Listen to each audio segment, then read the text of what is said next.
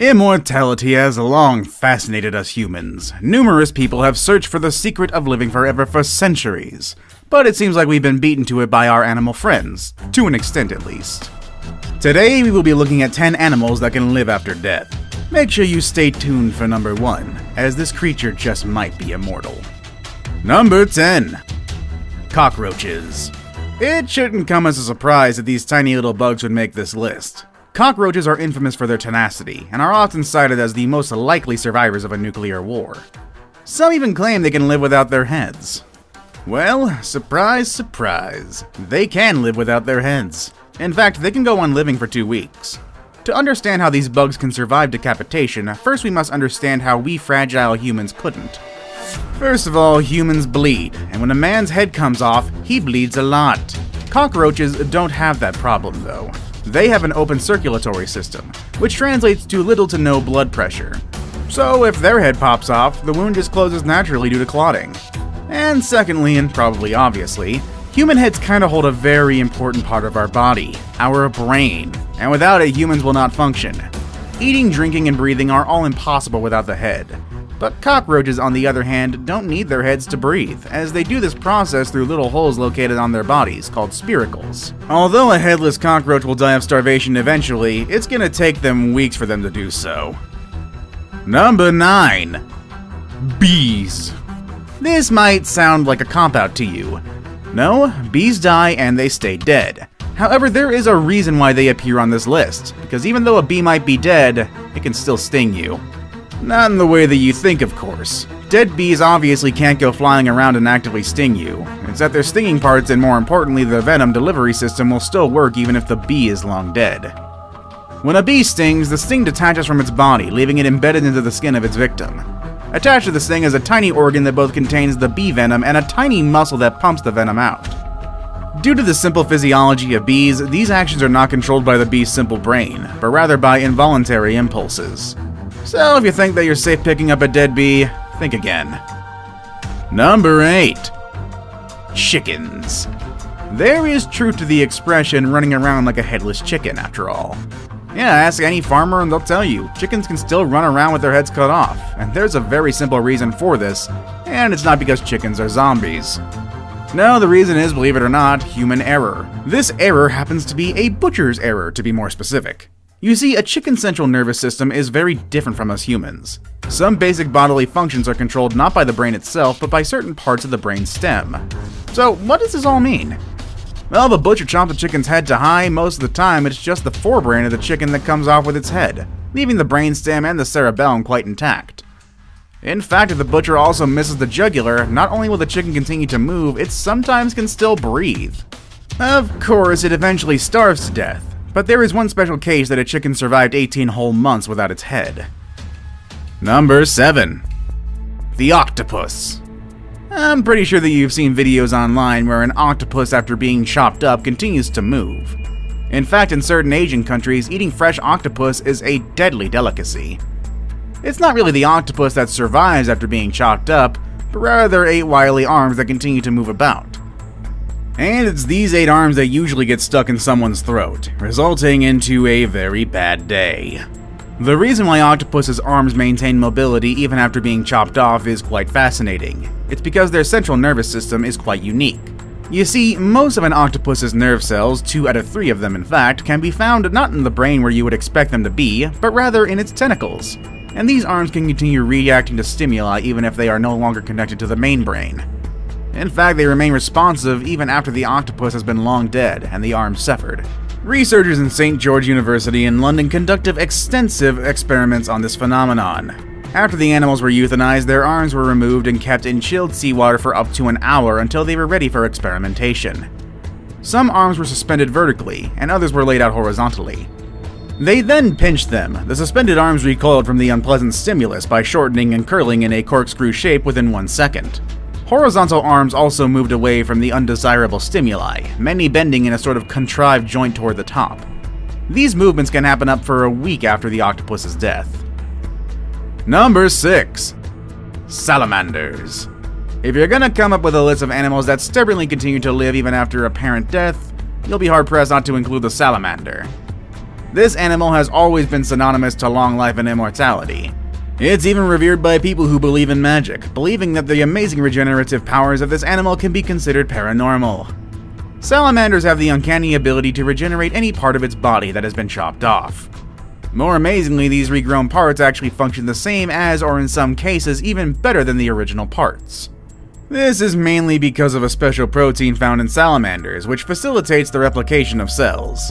This protein can also be found in humans, but in smaller quantities, and they help us heal from our wounds. So does this mean that we can soon regenerate severed limbs? Well, we're not quite there yet. But scientists are continuing to study salamanders and how their unique ability can benefit humans in the future. Number 5. Frogs. It has been discovered that frogs continue to move around even when they're brain dead, or to put it more accurately, with its brain missing. This experiment was brought about when scientists discovered reports of various headless animals continuing to move about. That's very impressive on its own, but let's face it, there's only so much any creature without a head can do. So what happens if you leave the frog's head intact, but take out its brain, you ask? Well, thanks to the "let's chop out its brain and see what the hell happens" approach to science taken by 19th century neurologist David Ferrier, we can tell you. A headed but brainless frog actually behaves very similarly to a frog with its gray matter perfectly intact. If you turn it upside down, it will right itself. If you pinch its feet, it will hop away. If you put it in water, it will swim to the side and climb out. And perhaps most disturbing of all, it'll even croak contentedly if you stroke its back. The factor that results in frogs' zombie-like tendencies is the power of the reflex reaction, which fires the necessary electrical impulses that cause a muscle to expand or contract. Number 4. Flies. You've probably seen David Blaine resurrect dead flies just by touching them, and no, this is not because the magician really has supernatural powers. Flies can survive freezing temperatures and go into some kind of suspended animation. What you really see David doing is thawing the frozen fly using his own body heat. When the insect fully thaws, the fly then flies away. But this amazing ability to survive freezing temperatures is not why the humble fly makes it to this list.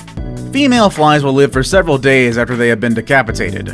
Such beheaded females assume an upright stance comparable to that of a normal fly, and can do and engage in complex actions such as preening, flying, and under duress, walking. Even more amazingly, males will court decapitated females. That's right, chop off a female fly's head and not much changes, really. If anything, it serves to make the fly's behavior more human-like. The males still want to have sex with her, while she in turn treats their sexual advances as noxious foreign stimuli. Number 3. Turtles. The hearts of fish, reptiles, birds, and mammals alike have their own pacemaker cells that take over when the signals from the brainstem are not coming through for some reason, which ensures that the heart still functions for a while, even when the brain does not.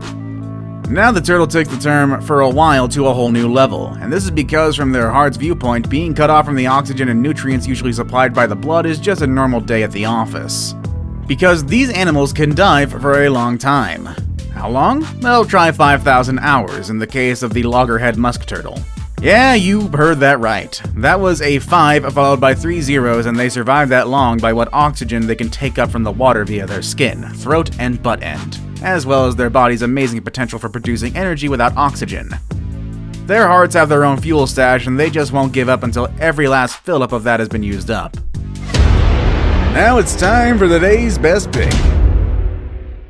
Today we're going to focus on an animal so ferocious it can still kill you with its head chopped off.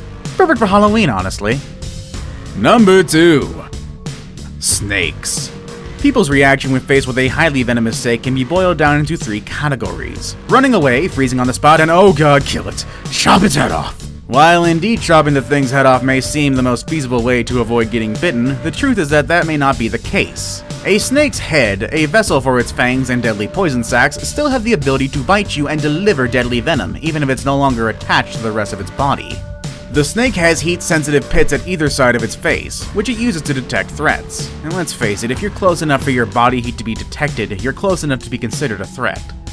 These heat-sensitive pits are capable of detecting a threatening presence for hours after death, which means the snake may continue to defend itself, zombie style.